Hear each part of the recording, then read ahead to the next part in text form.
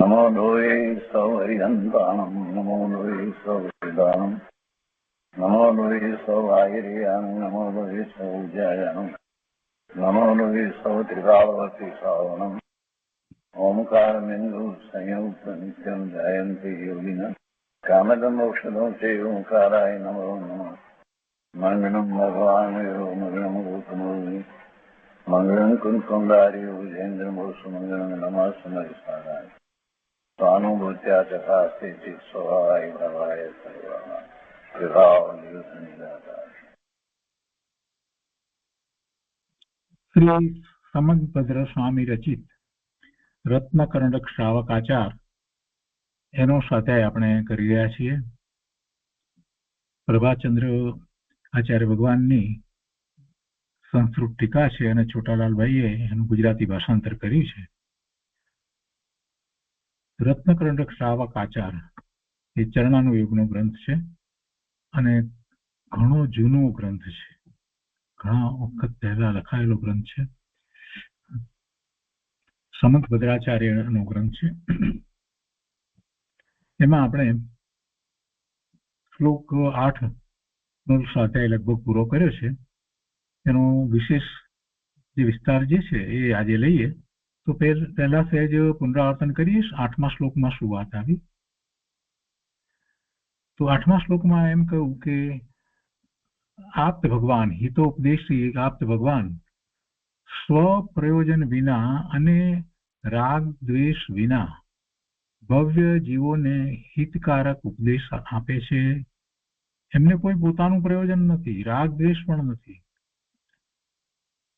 આપ્ત એટલે અરિહંત પરમાત્મા, તીર્થંકર ભગવાન, કેવળી ભગવાન સ્વ પ્રયોજન વિના અને રાગ દ્વેષ વિના ભવ્ય જીવોને હિતકારક ઉપદેશ દે છે. જેમ કે ઉદાહરણ આપીને વાત લીધી છે કે પેલું મૃદંગ વગાડનાર જે છે એને શિલ્પી આપણો એ કલાકાર છે. તો એ મૃદંગ વગાડે છે તો મૃદંગને કાંઈ અપેક્ષા નથી હોતી. મૃદંગ નો વિચાર કરીએ, મૃદંગને કાંઈ અપેક્ષા હોતી નથી, એમ જ વાગે છે. એ ઉદાહરણ આપીને વાત કરી છે અને એનો વિસ્તાર, ટીકા, ભાવાર્થ બધું કર્યું છે. હવે વિશેષની અંદર અહીંયા કહે છે, પાના નંબર 27 ઉપર શાસ્ત્રમાં વિશેષમાં કહે છે કે મૃદંગના શબ્દો જે અવાજ છે તે એ પૂતગળનો પર્યાય છે. તે તેના સ્વતંત્ર પરિણમનથી થાય છે.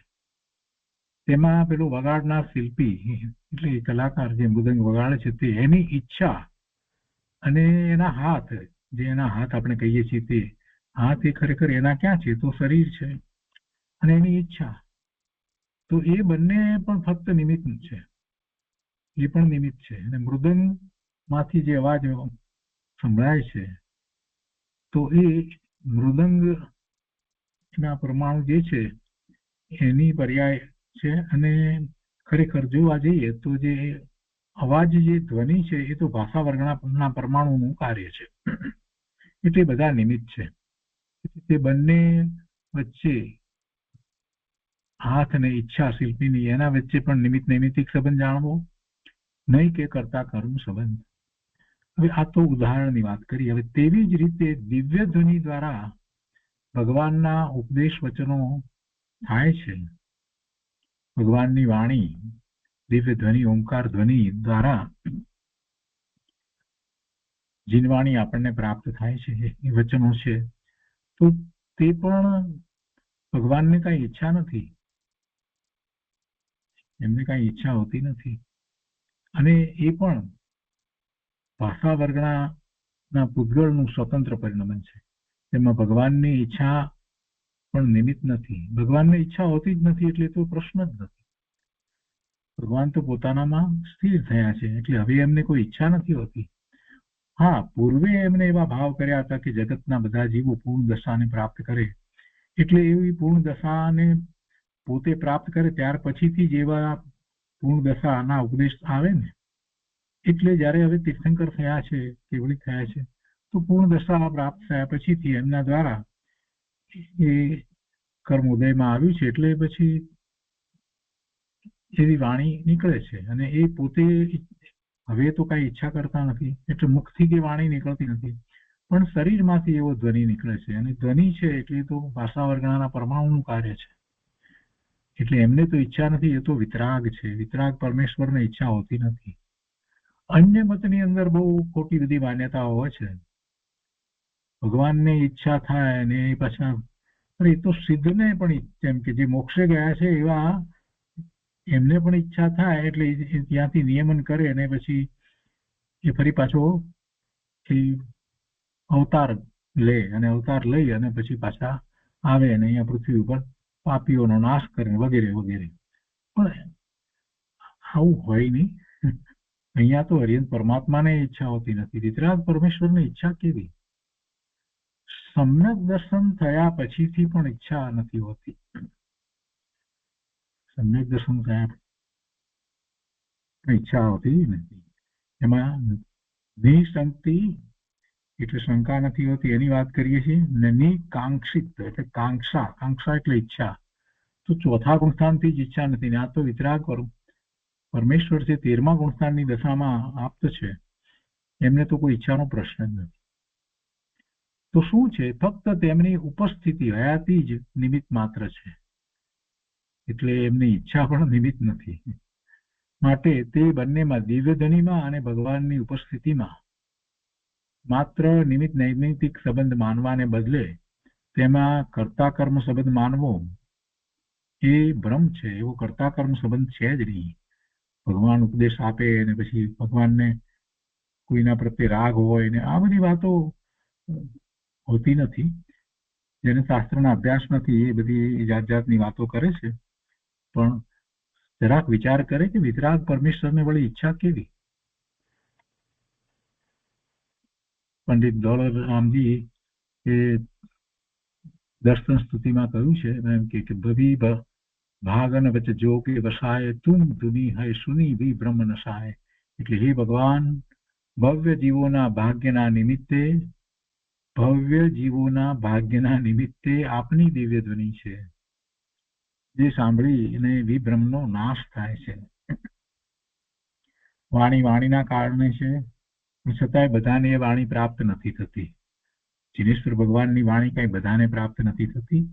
એટલે એવા ભવ્ય જીવોનું જે પુણ્ય છે એ પુણ્યશાળીને એવી ભગવાનની સાક્ષાત વાણી પ્રાપ્ત થાય છે.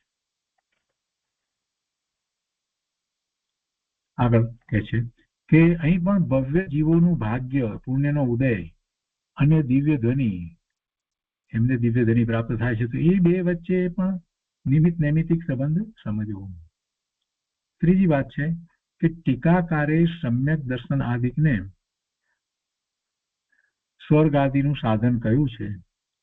હવે આપણે જાણીએ છીએ કે સમ્યક દર્શન એ સ્વર્ગનું સાધન નથી, પણ જ્યાં સુધી પૂર્ણ દશા નથી ત્યાં સુધી શુભભાવ છે એ પુણ્ય બંધનું કારણ છે. એટલે એ સ્વર્ગ આદિની ગતિ થાય છે. સમ્યક દર્શન એ તો આત્માના પરિણામ છે, અને તે નિશ્ચય સમ્યક્ત્વ છે, તે મોક્ષનું સાધન છે. પરંતુ ચતુર્થ આદિ ગુણસ્થાનોમાં, એટલે ચોથા ગુણસ્થાનથી શરૂ કરી અને સાતમા સુધીમાં, છઠ્ઠા સુધી, સાતમે તો નિર્વિકલ્પ થાય છે, પણ ત્યાં અને સાતમા ગુણસ્થાનમાં પણ એને જો કે રાગ તો છે, બુદ્ધિપૂર્વકનો રાગ. એટલે રાગ એટલે શુભ ભાવ એક પ્રકારે એવું હોય છે. તો ત્યાં પણ એને એ રીતે બંધ પડે છે. તો કે છે કે પરંતુ ચતુર્થ આદિ ગુણસ્થાનોમાં તેના સહચર તરીકે જે શુભ રાગ છે, શુભ ભાવ છે, તે જ સ્વર્ગ આદિનું સાધન છે. જ્યાં નિશ્ચય સમ્યક્ત્વ અને વ્યવહાર સમ્યક્ત્વ સહચર રૂપે સાથે હોય, ત્યાં નિશ્ચય સમ્યક્ત્વ તો મોક્ષમાર્ગ રૂપ સંવર નિજરા રૂપ છે, અને તેની સાથેનું વ્યવહાર સમ્યક્ત્વ જે શુભરાગ રૂપ છે તે પુણ્ય બંધનું કારણ છે, અને તેના ફળ સ્વરૂપે સ્વર્ગ આદિનું કારણ સાધન છે. એમ અહીં સમજવાનું. એ અગાઉની ગાથામાં પણ સ્પષ્ટતા કરવામાં આવી હતી કે સ્વર્ગનું કારણ થાય છે એવી વાત લીધી. તો એ સ્વર્ગનું કારણ એ તો સામાન્ય વાત લીધી છે, કેમ કે પૂર્ણ દશા નથી ત્યાં સુધી જીવને એવો ઉત્કૃષ્ટ શુભભાવ હોય છે, જેને નિશ્ચય સમ્યક્ત્વ પ્રગટ થયું છે. એના શુભભાવ એવા હોય છે કે જેને કારણે એને પુણ્યનો બંધ પડે, એટલે સ્વર્ગમાં જાય અને પછી પાછા મનુષ્ય થઈ એ સમ્યક દ્રષ્ટિ પાછા મનુષ્ય થઈ અને પાછો ચારિત્રનો પુરુષાર્થ ઉપાડે, શ્રેણી ચડે અને કેવળ જ્ઞાન પ્રગટ કરે. કદાચ ન ચડી શકે તો ત્યાર પછી ફરી પાછા દેવલોકમાં જાય. સમ્યક દ્રષ્ટિ દેવ ત્યાં ઘણું લાંબુ આયુષ ભોગવ્યા પછીથી ફરી પાછા મનુષ્ય થાય અને પછી ફરી પાછા ચારિત્રનો પુરુષાર્થ ઉપાડે અને એ એવી રીતે શ્રેણી ચડી, શપથ શ્રેણી ચડી અને કેવળ જ્ઞાન પ્રગટ કરે છે. તો એ બધો જે સાથે રહેલો જે પુણ્ય છે એ પુણ્ય અપેક્ષાથી એ સ્વર્ગમાં જાય છે. અને જ્યાં સુધી એવી રીતે ભાવ કરે છે તો એ બધા પુણ્યને કારણે કરે છે, એટલે સ્વર્ગનું કારણ એમ કહેવામાં આવ્યું. મહાવીર સ્વામી ભગવાનના ભાવમાં આપણે જોઈએ તો એમ જ છે. કેટલાક ભાવ સુધી એમને મનુષ્યદેવ મનુષ્યદેવ મનુષ્યદેવ એમ થયું છે. 10 ભાવનો વિચાર કરીએ છીએ. 10 ભાવમાં 10મા ભાવમાં સિંહના ભાવમાં સમ્યક દર્શન થયા પછીના બધા ભાવનો તો એમ જ ચાલે છે. એટલે સ્વર્ગનો ભાવ પણ કેટલા થયા? તો આ વાતની અપેક્ષાથી અહીંયા કારણ સ્વર્ગનું કારણ એમ કહેવામાં આવ્યું છે. પણ મૂળ સમ્યક દર્શન શેનું કારણ છે? એ તો મોક્ષ માર્ગ છે અને મુક્તિનું કારણ છે. અરહંત ભગવંતોને જે કાળે ઉભા રહેવું, બેસવું, વિહાર કરવો અને ધર્મ ઉપદેશ આપવો તે સ્વાભાવિક જ છે, પ્રયત્ન વિના જ થાય છે એમ ત્યાં કહ્યું છે. અને મોહ ઉદયપૂર્વક નહીં હોવાથી તે ક્રિયા વિશેષો ક્રિયાફળભૂત બંધના સાધન થતા નથી. આ વાત પ્રવચનસારની 44મી ગાથામાં આવી છે. મોહનો તો ઉદય હવે એમને છે નહીં. મોહ તો છે નહીં, કોઈ રાગ છે નહીં, પોતાના સ્વરૂપમાં સ્થિર છે. એટલે જે કંઈ આ વિહાર વગેરે ક્રિયા થાય છે અથવા તો દિવસમાં 3 વખત એવી ઓમકાર ધ્વનિ છૂટે છે, તો આ બધું જે થાય છે એ બધું જે કંઈ થાય છે તો એમાં તો એમને તો વિતરાગ છે એટલે કોઈ ઈચ્છા પણ નથી, છતાં આવી ક્રિયા થાય છે તો એ સહજ રીતે થાય છે. અને એ ક્રિયા ફળભૂત બંધના સાધન થતા નથી. એ બધી ક્રિયા થાય છે તો એને કારણે બંધ થાય છે એમ નથી, કેમ કે હવે પ્રભુને એવો બંધ પડતો જ નથી. એમને એવો પ્રકૃતિ બંધનો વિચાર કરીએ, પુણ્યની પ્રકૃતિનો બંધ પડે, પણ એક સમયનો સ્થિતિ અને અનુભાગ એક સમયથી વધારે હોતા નથી. એક સમય એટલો કેટલો નાનો ગાળો, એક સમયનો બંધ પડે, બીજા સમયે તો એ ભોગવાઈને એની નિજરા થઈ જાય, ફરી સમય એક સમયનો પડે છે. એટલે આ જે કંઈ ક્રિયા થઈ ભગવાનની એ દિવ્ય ધની છૂટીને અને એને કારણે એ શુભભાવ છે, ભગવાનને એવો શુભભાવ આવ્યો અને એટલે એમને પુણ્યનો બંધ પડે, એવું વસ્તુ સ્વરૂપ જ નથી. એવું વસ્તુ સ્વરૂપ જ નથી. પ્રભુને હવે એવા કોઈ બંધ પડતા જ નથી. 4 ઘાતી કર્મની પ્રકૃતિનો તો પૂર્ણપણે ક્ષય થઈ ગયો છે, એના તો કોઈ બંધ પડવાનો સવાલ નથી. પણ જે અઘાતી કર્મની પ્રકૃતિ, જે પુણ્ય પ્રકૃતિ બાકી રહી છે, એના ઉદય વર્તે છે અને હવે એ કસાય નથી, માત્ર યોગ છે. તો યોગને કારણે પ્રકૃતિ બંધ એક સમયનો પડે છે, પ્રદેશ બંધ ને પ્રકૃતિ બંધ. પણ એ કઈ આ બધી ક્રિયા આવી થાય, ભગવાનનો ઉપદેશ આપે છે એટલે કઈ પુણ્યનો બંધ પડે છે, એવી કોઈ વાત નથી હોતી. એવો કોઈ એમને વિકલ્પ નથી, કઈ નથી. હા, આપણે બીજા મુનિને માટે કે બીજા કોઈ એવા હોય જે જ્ઞાની હોય, સમ્યક દ્રષ્ટિ હોય અને એને અંદરમાં એવો વિકલ્પ ઉઠે કે હું બીજાને પણ આ વાત કરું, સમજાવું, જ્ઞાન આપું, તો એને એવો શુભભાવ આવ્યો છે તો એને કારણે એને પુણ્યનો બંધ પડે. પણ ભગવાનને તો એવું કઈ છે નહીં. એટલે કે ક્રિયા વિશેષો ક્રિયા ફળભૂત બંધના સાધન થતા નથી. જો મોટી વાત છે, કેવું ઉત્કૃષ્ટ, જેને કહીએ કે જેમાંથી ઉત્કૃષ્ટ પુણ્યનો બંધ પડે એવી વાત છે. કુંકુંદાચાર્ય ભગવાનનો વિચાર કરીએ, 84 શાસ્ત્રોની રચના કરી તો 6ઠ્ઠા ગુણ સ્થાને હતા ત્યારે એવો વિકલ્પ આવ્યો ને કર્યું, પણ એમાં શુભભાવ તો હતો ને, સાથે શુભભાવ છે. જ્યારે અહીંયા પ્રભુને એવો કોઈ શુભભાવ કે એવો કોઈ ભાવ તો હોતો જ નથી. એટલે એ ક્રિયા થાય, વિહાર થાય. વિહાર થાય એટલે શું થાય? બીજા પ્રદેશમાં જાય એટલે બીજા કેટલાય લોકોનું, લાખો લોકોનું કલ્યાણ થાય અને કેટલા લોકો સમોસરણમાં આવે, મનુષ્ય પણ આવે ને તિર્યંજ પણ આવે, દેવો પણ આવે, ઇન્દ્ર પણ આવે, બધા. અને એમની સભાની અંદર સમોસરણની અંદર બીજા કેવડી પરમાત્મા બિરાજમાન હોય, ગણધર ભગવાન, આચાર્ય ભગવાન, ઉપાધ્યાય ભગવાન, મુનિ મહારાજ, એવા હાર્જિકાજી, શ્રાવક શ્રાવિકાઓ કેટલા બધા લોકો છે, પુણ્યશાળી જીવો કેટલા બધા હોય જેમને એ ભગવાનની વાણી પ્રાપ્ત થાય. અને ભગવાનની એ વાણી પ્રાપ્ત કરવા માટે એવો પુણ્યનો ઉદય જોઈએ. પણ ભગવાનને કરુણા થઈ છે એટલે એમને પુણ્યનો બંધ પડે છે એમ નથી. આ વાત સમજવા જેવી છે. તો એ રીતે આ 8મી ગાથાનો વિસ્તાર પૂરો થયો. આપ્તની વાત પૂરી થઈ. પછી હવે શાસ્ત્રની વાત કરે છે. તો કહે છે કે તે શાસ્ત્ર કેવું છે કે જે આપ્ત પુરુષ દ્વારા કહેવાયેલું હોય તે કહે છે. સત્યાર્થ આગમનું લક્ષણ. શાસ્ત્ર કેવું હોય એટલે આગમના લક્ષણ કહે છે બીજી રીતે. અને ભગવાને કઈ એની રચના કરી છે એમ નથી. દિવ્ય ધ્વનિ તો સતત નીકળે છે. એમાંથી જે રચના કરે છે તો ગણધર ભગવાન કરે છે. તો શ્લોક 9 આપણે લઈએ છીએ.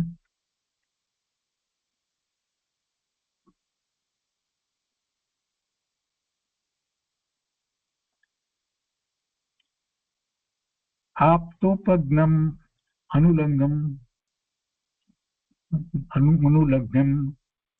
અદૃષ્ટેષ્ટ વિરોધકમ તત્વોપદેશ કૃત સાર્વમ શાસ્ત્રમ કા પથ ઘટ્ટનમ. અને અર્થમાં કહે છે કે આપ્તોજ્ઞમ અનુલગ્નમ એટલે કે જે આપ્તનું કહેલું હોય ઇન્દ્ર આદિ દેવો દ્વારા અનુલંઘનીય હોય. આપ્તનું કહેલું હોય પહેલી વાત આપ્તોજ્ઞમ એટલે શાસ્ત્રની વાત છે. કેવું શાસ્ત્ર હોય તો કે આપ દ્વારા કહેવાયેલું હોય. અનુલગ્નમ એટલે જે ઇન્દ્ર આદિ દેવો દ્વારા અનુલંઘનીય હોય અર્થાત ગ્રહણ કરવા યોગ્ય હોય, અથવા અન્યવાદીઓ દ્વારા જેનું ખંડન થઈ શકે તેવું ન હોય. કોઈ દ્વારા ભગવાનની વાતનું ખંડન થઈ શકે એમ હોય નહીં. બીજા અન્ય દ્વારા બીજા મત દ્વારા થઈ શકે નહીં એવું હોય. કેમ કે અનેકાંતમય વાણી છે. અનેકાંતથી વસ્તુ સ્વરૂપને પ્રકાશવામાં આવ્યું હોય એના ખંડન કેવી રીતે થાય? પ્રભુની વાણી છે. અને પછી અદ્રષ્ટિષ્ટ વિરોધકમ પ્રત્યક્ષ અને અનુમાન આદિ પ્રમાણોથી વિરોધ રહિત હોય. કોઈ પ્રત્યક્ષ પ્રમાણથી વિરોધ ન થઈ શકે અને અનુમાનથી પણ વિરોધ ન થઈ શકે. એ વિરોધ રહિત હોય. ભગવાનની વાણી હંમેશા વિરોધ રહિત જ હોય. કેમ કે સ્યાદવાદ મુદ્રિત વાણી છે એટલે વિરોધાભાસી વાત આવતી નથી. વિરોધાભાસી ધર્મની વાત કરતા હોય ભગવાન તો એમની વાણીમાં એ વાત આવતી હોય તો એ સ્યાદવાદ મુદ્રિત વાણી હોય. એટલે કથનમાં સ્યાત આમ છે સ્યાત આમ છે એ રીતે આખી વાત આવતી હોય ને એને ભગવાનની વાણી તો ઓમકાર રૂપે આવે છે, ભાષા રૂપે નથી. એવી રીતે એકાક્ષરી છે. પણ એમાં જે ભાવ જે છે એ ભાવની વાત આપણે તો કરી રહ્યા છીએ કે જે ભાવને ગણધર ભગવાન એ જ રીતે ઝીલે છે અને પછી રચના કરે છે. વળી કે છે કે તત્વોપદેશ કૃત એટલે યથાર્થ 7 તત્વો યા વસ્તુ સ્વરૂપનો ઉપદેશ કરવા વાળું હોય.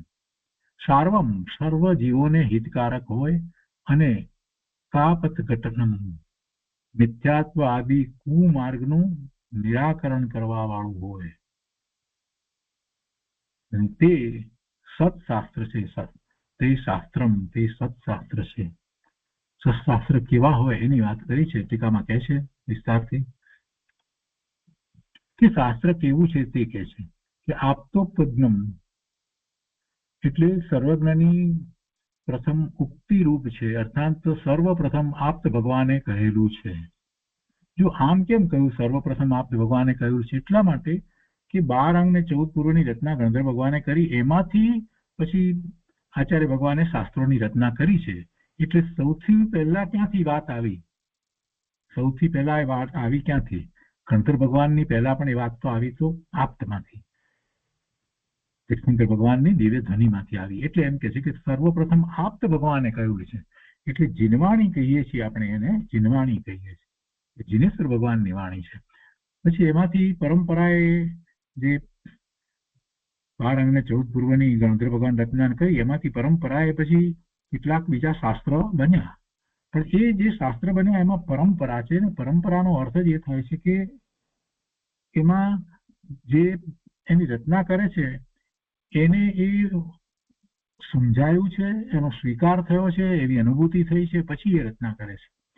કઈ માત્ર વાંચીને કઈ લખી નાખે એવી વાત નથી. એટલે એને સાચી પરંપરા કહેવામાં આવે છે અને એટલા માટે એને જીનવાણી કહેવામાં આવે છે. અત્યારે આપણે વાંચી રહ્યા છીએ જે એ જીનવાણી છે, સમંત ભદ્રાચાર્યનું શાસ્ત્ર છે, પ્રભાચંદ્રની ટીકા છે. તો બંને જ્ઞાની મહાત્માઓ, એટલે કોઈએ મતિ કલ્પનાએ કઈ લખ્યું છે એવી વાત નથી. અને ગાથામાં એ ભાવ ભર્યા છે માટે એ ટીકાકાર આચાર્ય ભગવાન એ આપણને બહાર કાઢીને સમજાવે છે. તો એ આપ્તોજ્ઞમ સર્વજ્ઞની પ્રથમ ઉક્તિ રૂપ છે. અનુલગ્ન, ત્યાં જે ગાથાની અંદર જે શબ્દમાં છે ને અનુ, એ ઘને બદલે ધ જે છપાયો એમ લાગે છે, પણ ખરેખર તો એ ઘ હોવો જોઈએ. અનુલગ્યમ ઘ, એટલે તે આપનું કહેલું હોવાથી ઇન્દ્ર આદિ દ્વારા ઉલ્લંઘન કરી શકાય એવું નથી. એટલે કે એને એ અનુસરે છે, અર્થાત તેમના દ્વારા સ્વીકારે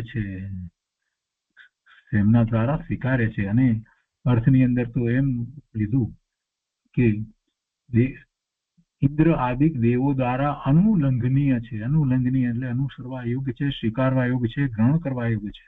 અનુલંઘનીય એટલે એ ઘ શબ્દ હોવો જોઈએ. અનુલંઘન શ્લોકની અંદર મૂળ શ્લોકમાં ધ જે છપાયો છે પણ એ રીતે હોવું જોઈએ. ઠીક છે. અહીંયા કે છે વળી આગળ કે સાથી એમ એ એનું ઇન્દ્ર દેવો આદિ દ્વારા ઉલ્લંઘન કરી ન શકાય એવું કેમ? અર્થાત તેમના દ્વારા સ્વીકારે છે, અનુસરણીય છે એવું કેમ? સાથી કહે છે કે કારણ કે તે સર્વજ્ઞનું ઉપદેશેલું હોવાથી તેમનાથી ખંડન રહિત છે. અર્થાત તેઓ તેનું ઉલ્લંઘન કરી શકે તેમ નથી. એ વાતનું ઉલ્લંઘન કરી શકાય એમ છે જ નહીં, કોઈ કરી શકે નહીં એવું છે. ભગવાનની વાણી છે ને, કે એ વાણીની સામે આપણે એનું ઉલ્લંઘન કરી શકીએ એવું કોઈ જીવનું સામર્થ્ય હોતું જ નથી, કે કરી શકે જ નહીં. પોતે કોઈ મિથ્યા દ્રષ્ટિ એવું અજ્ઞાની અને પાપી જીવ ગમે તેમ બોલે, પણ એ બોલે એટલે ઉલ્લંઘન થતું નથી, એનું ખંડન નથી થતું. એ વાતનું, ભગવાનની વાત જે છે, જીનવાણી જે છે, એમાં આવેલા સિદ્ધાંતોનું એનું ખંડન નથી થઈ શકતું. કોઈ બોલે એટલે એમ નથી થઈ શકતું. પણ કોઈ ધારો કે બહુ મહા એવો અભ્યાસી હોય અને દરેક વસ્તુને સમજવાના સ્વીકારવા હોય, તો પણ એમની વાત એવી છે કે એમાં એ કોઈ રીતે એના ખંડન કરી શકે નહીં, ઉલ્લંઘન થઈ શકે નહીં. કેમ કે ગણધર ભગવાન જે છે એ એમને 4 જ્ઞાન છે અને એ તો એમનો તો જ્ઞાનનો કેટલો બધો ક્ષયોક્ષમ છે. તો એમણે એમાંથી જે રચના કરી છે અને એ ત્યાદવાદ સહિતની વાત છે, એમાં કોઈ રીતે એના ખંડન થઈ શકે જ નહીં. પરમ સત્ય છે તો સત્યનું કોઈ રીતે ખંડન થાય નહીં. અને અનેક અપેક્ષા સહિત એ સત્ય કહેવાયું છે, એટલે એનું ખંડન ન થઈ શકે, કોઈ એનું ખંડન કરી શકે નહીં. સર્વજ્ઞનું ઉપદેશેલું હોવાથી એ તેમનાથી એટલે દેવ ઇન્દ્રથી ખંડન રહિત છે એટલું જ નહીં, બધાથી કોઈથી પણ એ ખંડન ન થઈ શકે. અર્થાત તેઓનું તેનું ઉલ્લંઘન કરી શકે તેમ નથી. સમ્યક દ્રષ્ટિ જીવ જે ત્યાં બેઠો હોય તો એને તો આનંદ થઈ જાય ભગવાનની વાણી આવી સાંભળતાની સાથે. સમ્યક સન્મુખ થયેલો જીવ ત્યાં બેઠો હોય એને સમ્યક દર્શન થઈ જાય આવી વાણી સાંભળતા. ખંડન બંડનની તો વાત જ એક બાજુ રહી ગઈ. ખંડન શું થાય? વળી કહે છે કે કેવું છે, તો કહે છે કે અદ્રષ્ટેષ્ટિ વિરોધકમ દ્રષ્ટમ, એટલે કે પ્રત્યક્ષ અને ઇષ્ટમ, એટલે કે અનુમાન આદિ, પ્રત્યક્ષ અને અનુમાન આદિ પ્રમાણોથી વિરોધ રહિત છે. પ્રત્યક્ષપણે એ વસ્તુ પ્રત્યક્ષ છે અને કોઈ અનુમાન કે બીજા પ્રત્યક્ષ દ્વારા કોઈ રીતે એનો વિરોધ થઈ શકે એમ નથી. એટલે વિરોધાભાસી વાત નથી. અનુમાન આદિ પ્રમાણોથી વિરોધ રહિત છે. તે તેવા જ પ્રકારનો વિરોધ રહિત સી રીતે સિદ્ધ થાય છે? પ્રશ્ન કર્યો કેવી રીતે વિરોધ રહિત કેવી રીતે હોય? તે કહે છે કે તત્વ ઉપદેશ કૃત, કારણ કે 7 પ્રકારના તત્વના જીવ આદિ વસ્તુઓના યથાસ્થિત સ્વરૂપનો ઉપદેશ કરે છે, યથાવત તેને ઉપદેશે છે. 9 પદાર્થ અથવા તો 7 તત્વ એને ઉપદેશે છે. તેથી જે પ્રત્યક્ષ અનુમાન આદિ પ્રમાણોથી વિરોધ રહિત છે. ત્યારે 9 તત્વની વાત આવે અથવા તો 7 તત્વની વાત આવે, 9 પદાર્થની વાત આવે અને એનું સર્વ અપેક્ષાએ જયારે વર્ણન કરવામાં આવ્યું હોય તો જીવની વાતમાં તો આખો દ્રવ્યાનુયોગ આવી જાય, જગતના સ્વરૂપની વાત આવી જાય, કર્ણાનુયોગ આખો આવી જાય.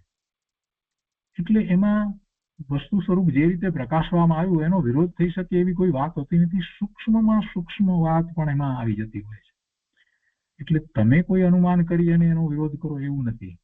બીજી વાત કે પ્રભુને તો બધા જ્ઞેય માત્ર, સર્વજ્ઞ પરમાત્મા છે ને, એમને તો જ્ઞેય માત્ર પ્રત્યક્ષ દેખાય છે અને જે દેખાય છે, પ્રત્યક્ષ દેખાય છે, એ જ એમની વાણીમાં આવે છે, એ જ ઓમકાર ધ્વનિ દ્વારા પ્રકાશે છે. સર્વજ્ઞ પરમાત્માને જ્ઞેય માત્ર પ્રત્યક્ષ જણાય છે, સૂક્ષ્મ જ્ઞેય, એક પ્રદેશ, એક સમય,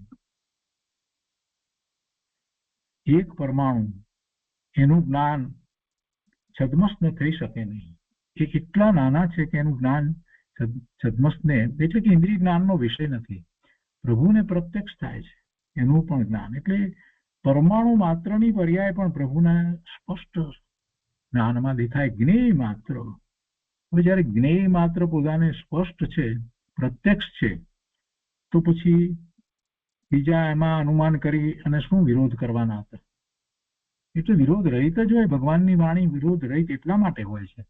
જરાક સમજીએ તો આપણને ખ્યાલ આવે કે ઓહો, આ તો આપણે વિચાર જ નહોતો કર્યો કે ભગવાનની વાણી કોઈ રીતે એમાં વિરોધ આવી શકે જ નહીં, એના ખંડન બંધન કાંઈ થઈ શકે જ નહીં.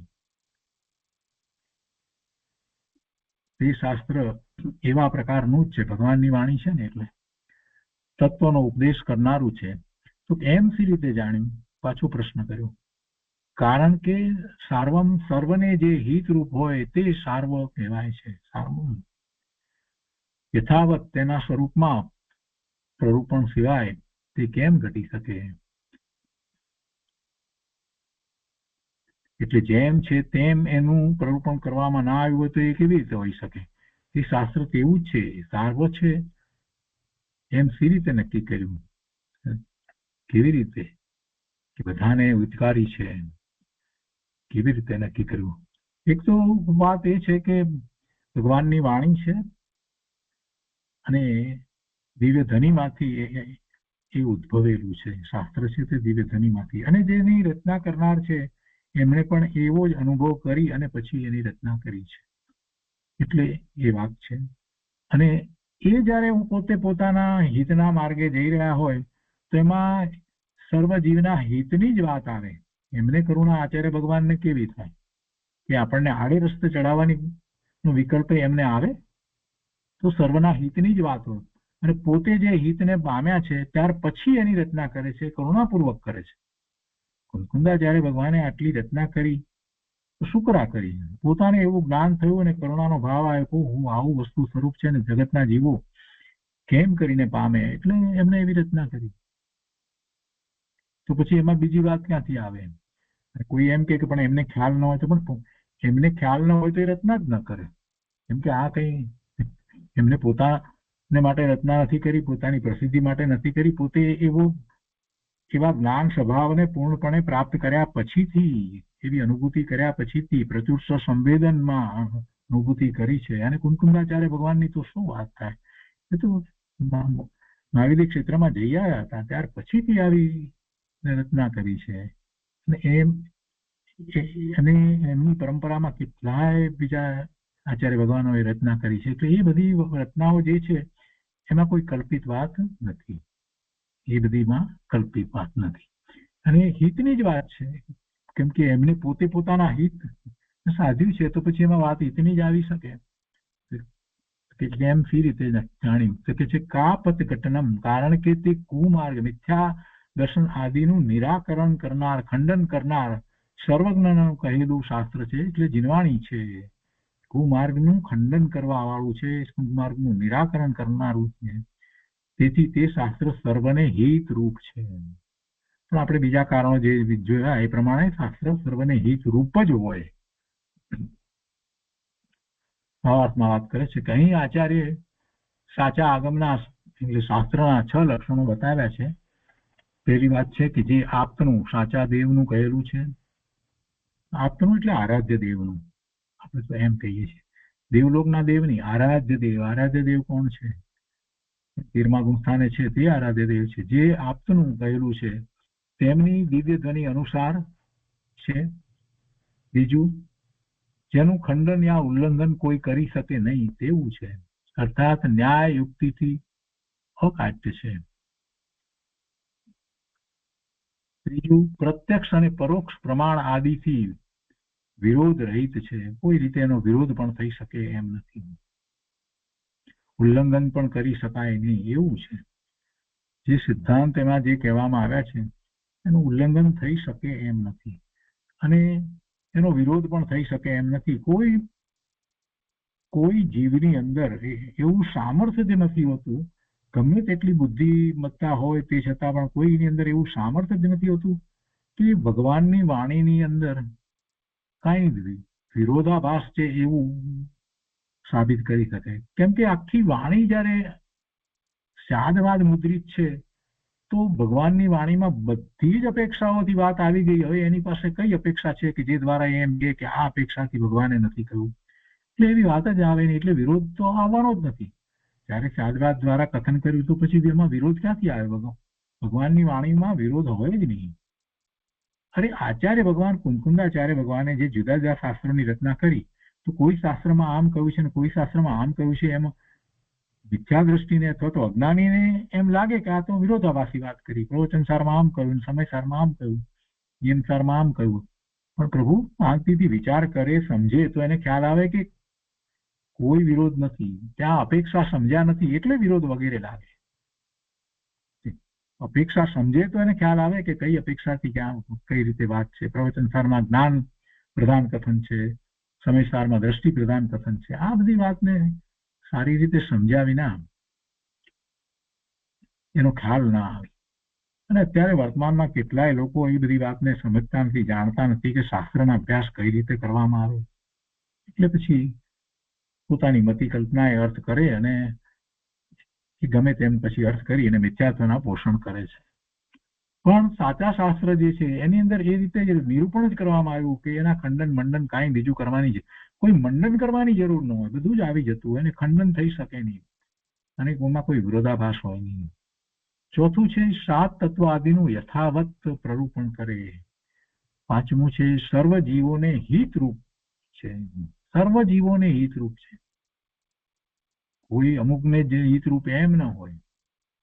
આપણે માનીએ કે આપણે વાણિયા એટલે જૈન, આપણને હિતરૂપ ને બીજાને નહીં, એમ નથી. દિનેશ્વર ભગવાનની વાણીમાં જીવ માત્ર જૈન છે. જે ભગવાનની વાણીમાં જે પરમ સત્ય પ્રકાશ્યું છે એ પરમ સત્યને જે અનુસરે છે એ જૈન છે, એને કોઈ જાત સાથે સંબંધ નથી. અને તિર્યંચ જે છે, તિર્યંચ છે એ સમ્યક દ્રષ્ટિ હોય છે તો કેવી રીતે હશે? વિચાર કરીએ તો ખ્યાલ આવે એમને. એ જૈન છે, એમને જૈન પણ છે.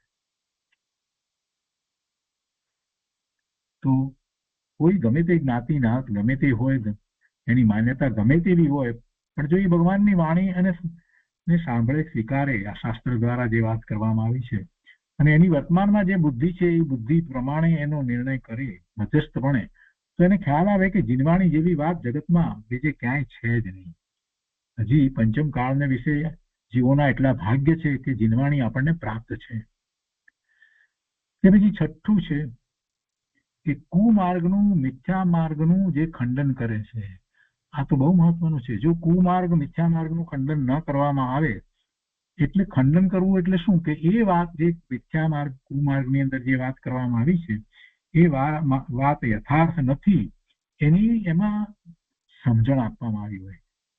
એમાં કોઈ વ્યક્તિગત કોઈ વાત નથી, વ્યક્તિના વિરોધની વાત નથી હોતી. પણ જે જીવો જીનવાણીને વાંચી અને પોતે આગળ અભ્યાસ કરતા હોય એમાં ક્યાંક કોઈક રીતે બીજા અન્ય માર્ગની કેટલીક માન્યતાઓ જે છે ને એની ભેળસેળ કરે અને એવી ભેળસેળ થાય છે એટલે સત્ય વસ્તુ સમજાતી નથી. અને એમાં પછી કેટલી વખત કુગુરુ કુદેવ કુશાસ્ત્રમાં એ ચડી જાય છે. અને એક તો અનાદિનું મિથ્યાત્વ તો એને પડ્યું છે, અગૃહિત મિથ્યાત્વ, અને એમાં પાછું નવું ગૃહિત મિથ્યાત્વ ઉમેરી દે છે. એટલે એવું ન થાય એટલા માટે એ કુમાર્ગ મિથ્યા માર્ગનું ખંડન કરવું જરૂરી હોય છે. એમાં ક્રિટિસાઇઝ નથી કરવામાં આવતું, પણ એ માન્યતા ખોટી કઈ રીતે છે એ એમાં સમજાવવામાં આવે છે. અને એ બહુ મહત્વનું છે. એ ન સમજીએ તો અનેક પ્રકારે ભૂલ થાય.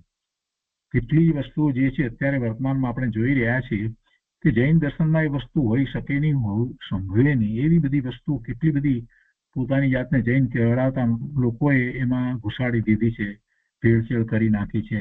આ બધું અત્યારે જોવામાં આવે છે. અન્ય મતમાં જે ચાલી રહ્યું છે એમાંનું કેટલું બધું. એટલે એ સમજવાની જરૂર છે. અહીંયા કહે છે કે પૂર્વ લક્ષણ આગળના લક્ષણનું કારણ છે. આનું કારણ આ એમ આજે 6 વાત કરવામાં આવી છે. અર્થાંત તે આપતોજ્ઞ છે. સૌથી પહેલી વાત તો એ જ છે. અને તેથી તેનું અનુલંઘન છે, એટલે કે એનું ઉલ્લંઘન કરી શકાય નહીં. તેથી તે પ્રત્યક્ષ અને ઇષ્ટ અને અનુમાન આદિ પ્રમાણોથી વિરોધ રહિત છે. અને તે પ્રત્યક્ષ અને પરોક્ષ પ્રમાણથી વિરોધ રહિત છે. તેથી તે જીવ આદિ 7 તત્વોના સ્વરૂપનું યથાવત જેમ છે તેમ નિરૂપણ કરે છે. અને યથાવત તત્વોનું નિરૂપણ કરતું હોવાથી તે સર્વને હિતરૂપ છે. અને સર્વને હિતરૂપ હોવાથી તે મિથ્યા માર્ગનું ખંડન કરનારું છે.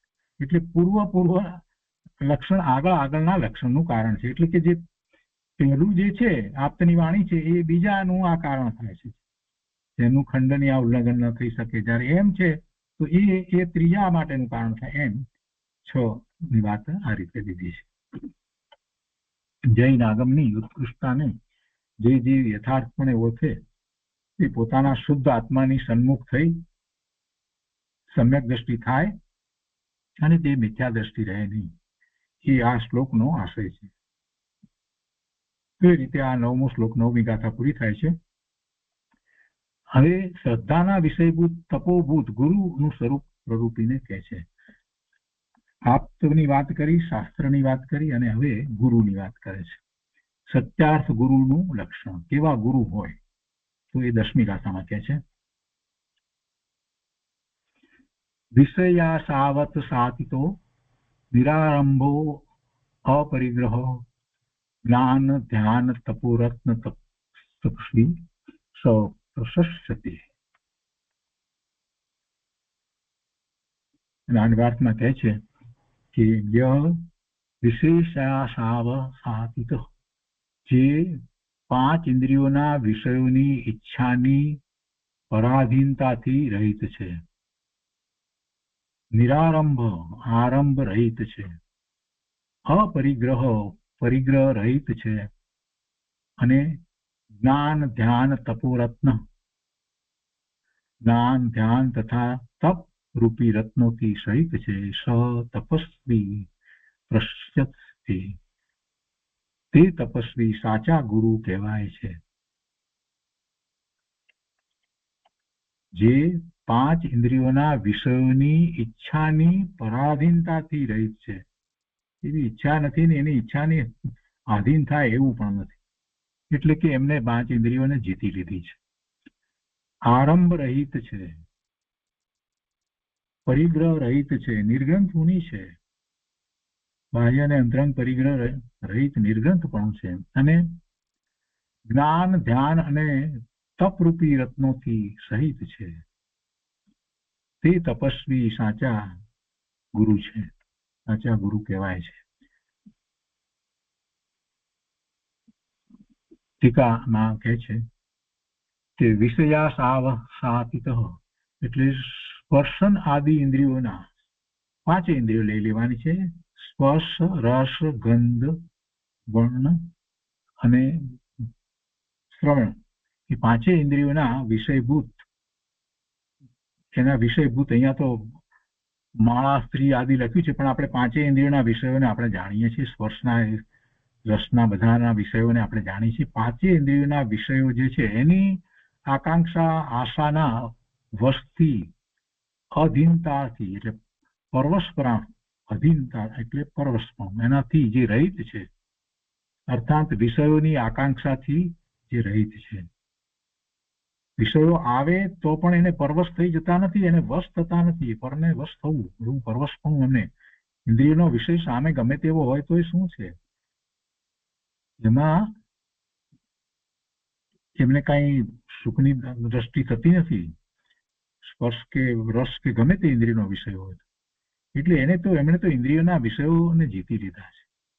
ઇન્દ્રિયોને જીતી લીધી છે એમ જે કહીએ છીએ તો એમાં ખરેખર તો એમ જ છે કે એમને ઇન્દ્રિયોના વિષયો જે છે એનું હવે લક્ષ્ય થતું નથી. પરમ ઉદાસીનતાનો ભાવ એ તરફ થાય છે. એ બધા ઇન્દ્રિયોના વિષયો એમને એ જ્ઞેય તરીકે જાણે છે, બસ એની સાથે જોડાય એવું વસ્તુનું સ્વરૂપ જ નથી. જેમની દ્રષ્ટિ સ્વરૂપ તરફ રહેતી હોય એવા જ્ઞાની મહાપુરુષ અને અહીંયા તો ગુરુ લીધા છે એમની વાત છે. વળી કહે છે કે નિરારંભ જેણે કોઈ પણ પ્રકારના બીજા વ્યવસાય કરતા જ નથી. અહીંયા તો ખેતી લીધું છે પણ ખેતી વેપાર કે નોકરી ધંધા આ તે બધું કાંઈ એમાં કાંઈ એ તો ઠીક છે, એ તો ન હોય પણ કેટલાક એમ કે સાધુ થઈને બીજી કાંઈ ક્રિયા કરીએ, સેવાના કામ કરીએ, એવું હોતું જ નથી. એવું હોતું જ નથી. કોઈ સેવાના કામ ન હોય. અત્યારે એક આખો એવો પંથ નીકળી ગયો છે જૈનમાંથી અને એમાં પછી પાછા એ સેવા કરે છે. અરે ભાઈ, સેવા કોણ કોની કરે? શાસ્ત્રનો અભ્યાસ કરે તો ખબર પડે. પેલા ક્રિશ્ચિયાનિટીમાંથી જે પેલા ફાધર ને સિસ્ટર ને બધું એ લોકોનું હોય છે એ લોકો સેવા કરે છે તો એમને પણ એમ થઈ ગયું એ લોકોએ એવું ચલાવ્યું, સેવા કરવા નીકળી પડ્યા છે. પણ ખબર નથી કે પોતે ભગવાન આત્મા જ્ઞાન આનંદ સ્વરૂપ છે. કોઈ કોઈની સેવા કરી શકતું નથી. અને સેવા આ બધા વિકલ્પો જે છે એ પોતાના અંદરમાં રહેલા કલ્પિત ભાવો, કંઈક શુભ ભાવ અને બાકી મોટા ભાગે મિથ્યાત્વ, એના પોષણ રૂપ જે ભાવ જે છે એમાં જે રહી ગયા છે, આ ભાવ એમાં એ ગુમાવી દે છે.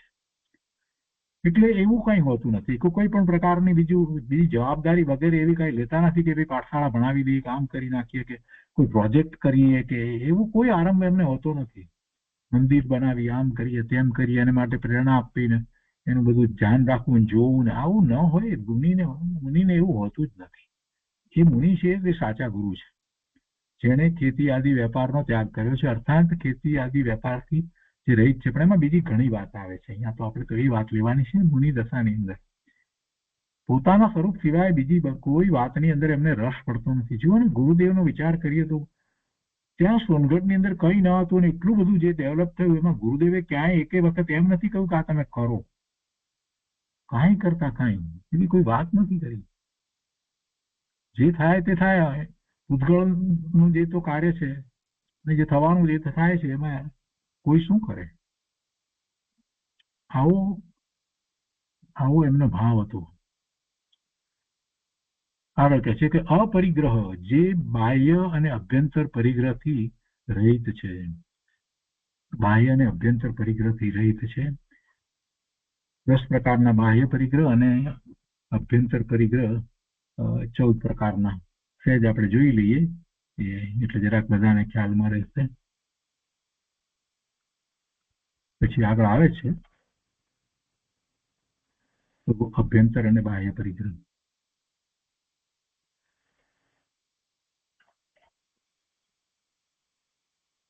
બાહ્ય પરિગ્રહ તો આપણે જાણીએ છીએ. ક્ષેત્ર, મકાન, ધન, ધાન્ય, વસ્ત્ર, અલંકાર, રાજ રચીલું એટલે આ ફર્નિચર, આ તે બધું, વાહન, નોકર, ચાકર, ધંધા, રોજગાર. પેલા જૂના પદ્ધતિ પ્રમાણે આ બધું જે છે એ ના આવે પણ આપણે એનો અર્થ અત્યારે જે પ્રમાણે બદલાયું હોય એ પ્રમાણે લેવાનો હોય. ત્યાં તો જુદી રીતે થોડોક શબ્દ ફેર આવે પણ એનો મૂળ અર્થ તો એ છે કે આ બધા બાહ્ય પરિગ્રહ છે. આ બધા બાહ્ય પરિગ્રહ છે. અને અંતરંગ પરિગ્રહની અંદર મિથ્યાત્વ એક પરિગ્રહ છે. કષાય, ક્રોધ, માન, માયા, લોભ એ 4 અને 9 કષાય. રતિ, અરતિ, હાસ્ય, શોક, ભય, જુગુપ્સા અને પુરુષવેદ, સ્ત્રીવેદ અને નપુંસકવેદ એમ 9. એટલે કુલ 14 અંતરંગ પરિગ્રહ અને 10 બાહ્ય પરિગ્રહ હોય છે. અહીંયા કહે છે કે જે બાહ્ય અને અભ્યંતર પરિગ્રહથી રહિત છે. આ જે વાત કરવામાં આવી એ તો નાસ્તિકની વાત કરી. આ વાત જે કરી એ તો બધી નાસ્તીથી વાત કરી. જીતેન્દ્રિયપણું જે છે એમાં કંઈક અસ્થિથી વાત કર્યા, પણ ખરેખર તો ઇન્દ્રિયના વિષયો એમને નથી, એમાં જોડાતા નથી, એની આકાંક્ષા ઈચ્છા થતી નથી, એટલે એ પણ નાસ્તિથી છે. નિરારંભમાં પણ નાસ્તિથી વાત કરી, અપરિગ્રહમાં પણ નાસ્તિથી વાત કરી. તો અસ્થિપૂર્વક શું છે? તો કે જ્ઞાન ધ્યાન તપો રત્ન. જ્ઞાન ધ્યાન અને તપસ્વી, તપરૂપી રત્નો જેને પ્રાપ્ત છે એ તપસ્વી છે. જ્ઞાન ધ્યાન અને તપ રૂપી રત્નો જેને છે એવા, અર્થાત જ્ઞાન ધ્યાન અને તપ રૂપી ગુણોથી જે વિશિષ્ટ છે એવા તપસ્વી ગુરુ પ્રશંસનીય છે.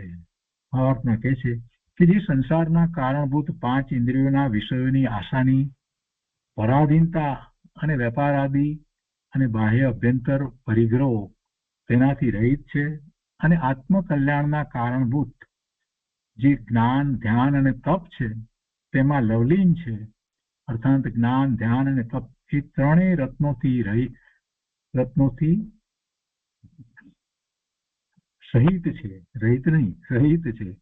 જ્ઞાન ધ્યાન અને તપ એ ત્રણેય રત્નોથી સહિત છે, રહિત ન હોય, સહિત છે.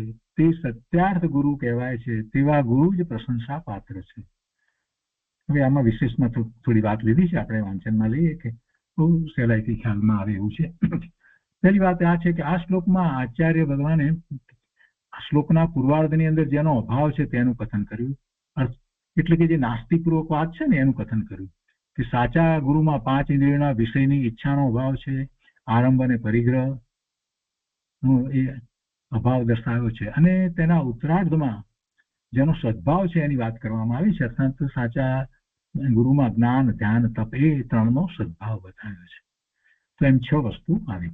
જે ઈચ્છાઓ આરંભ પરિગ્રહનો અભાવ કરી જ્ઞાન ધ્યાન અને તપમાં લવલીન રહે છે તે જ સત્યાર્થ ગુરુના નામને પાત્ર છે, એ સાચા ગુરુ છે.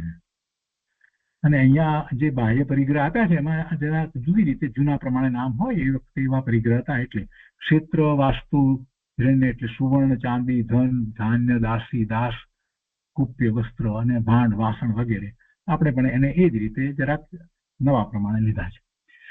અને આ 14 પરિગ્રહ અંતરંગ છે તો આપણે સમજાવ્યું. હવે અહીંયા આગળ કહે છે કે અજ્ઞાની જીવો ગુરુના જે ગુણોને વિચારે છે તેમાં કોઈ જીવાશ્રિત છે તથા કોઈ પૂતગલ આશ્રિત છે. તેની વિશેષતા નહીં જાણવાથી અસમાન જાતીય મુનિ પર્યાયમાં એકત્વ બુદ્ધિથી તે મિથ્યા દ્રષ્ટિ જ રહે છે. એટલે એ મિથ્યા દ્રષ્ટિ જે છે એ ગુરુના ગુણોને જે છે એ જુદી રીતે વિચારે છે, જે રીતે સમજવા જોઈએ રીતે નથી સમજતો, એટલે એ એવી એકત્વ બુદ્ધિથી એ મિથ્યા દ્રષ્ટિ જ રહે છે. સમ્યક દર્શન જ્ઞાન ચારિત્ર્યની એકતારૂપ મોક્ષ માર્ગ એ જ મુનિનું સાચું લક્ષણ છે. તેને તે ઓળખતો નથી. જો તે એની ઓળખાણ થાય તો મિથ્યા દ્રષ્ટિ રહે નહીં. આ મોક્ષ માર્ગ પ્રકાશકમાંથી વાત લીધી છે. એમાં આમના માટે વાત લઈ લીધી છે વચ્ચેથી, એમાં 7મા અધિકારની વાત લીધી છે, પણ એમાં ઉપર નીચેની બીજી કેટલીક સાથે વાતો સંકળાયેલી છે, એટલે વધારે સારી રીતે સમજવા માટે એ 7મા અધિકારમાંથી વાતને વાંચી લેવી. મૂળ વાત એ છે કે આ ગુરુનું સ્વરૂપ અહીંયા દર્શાવવામાં આવ્યું. તો કે છે કે આ પ્રમાણે ગુરુનું સ્વરૂપ જાણી આત્મસન્મુખ થઈ જીવ સત્યાર્થ સમ્યક દર્શન પ્રગટ કરે એ આ શ્લોકનો આશય છે. ગુરુનું સ્વરૂપ જાણવું બસ એટલી જ વાત એમ ન હોય. ગુરુનું સ્વરૂપ જાણીએ તો આપણને એ ખ્યાલ આવવો જોઈએ કે ગુરુ પણ પહેલા મારા જેવા જ હતા. એમણે સમ્યક દર્શન પ્રગટ કર્યું અને આગળ વધી અને ચારિત્રની આવી દશા પ્રગટ કરી. હવે એક વાત અહીંયા ધ્યાનમાં રાખવા જેવી છે કે જો આ બધું વર્ણન કર્યું, ગુરુ વિશેની વાત કરી, તેમાં એમણે જે બાહ્ય ચારિત્ર જે છે એની મુખ્યતા ન લીધી. એટલે 28 મૂળ ગુણ સહિત ચારિત્રની આપણે જે વાત કરીએ છીએ તો એમાં જે રીતે કહેવામાં આવ્યું છે એ વાત અહીંયા નથી લીધી, પણ એ વાત એમાં ગર્ભિત છે, એ આવી જાય છે. એ વાત એમાં ગર્ભિતપણે આવી જાય છે. કેમ કે આવા ગુરુ જ્યારે લેવામાં આવ્યા છે તો ગુરુ ગુણસ્થાન હોય છે તે 6ઠું હોય છે. 6ઠું ગુણસ્થાન હોય છે. ગણધર ભગવાન પણ ગુરુ છે, આચાર્ય ભગવાન પણ ગુરુ છે, ઉપાધ્યાય ભગવાન પણ ગુરુ છે, અને મુનિ પણ ગુરુ હોય. 6ઠું ગુણસ્થાન હોય. અને આદ્ય ગુરુ તો આપણા આપ્ત છે. આપ્ત એ આપણા આદ્ય ગુરુ છે. તો એ રીતે આ 10મી ગાથા અહીંયા પૂરી થાય છે અને આજનો સ્વાધ્યાય આપણે અહીંયા સુધી રાખીએ છીએ.